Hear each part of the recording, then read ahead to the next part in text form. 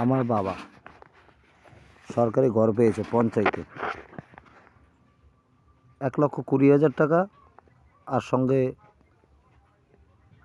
ওই 100 দিনের কাজের যে জন্মজুরি সেইটা হয়তো কিছু পাবে।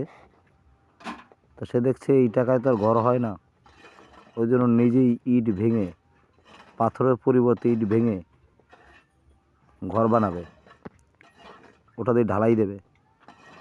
অগাধ পরিশ্রম চালিয়ে যাচ্ছে যাতে এই 1,20,000 টাকার ঘর সে যাতে এমন মজবুত করে যাতে সবাইকে তাক লাগিয়ে দিতে পারে। ওই জন্য দিন রাত্র পরিশ্রম চালাচ্ছে।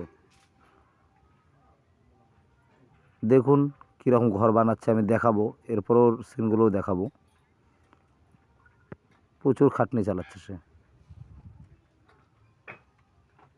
আমি আমার ব্যবসায় ব্যস্ত, আমার কাজে ব্যস্ত, আমি কিন্তু এই হাত লাগাতে পারিনি, অথচ সে কিন্তু প্রচুর পরিশ্রম চালিয়ে যাচ্ছে।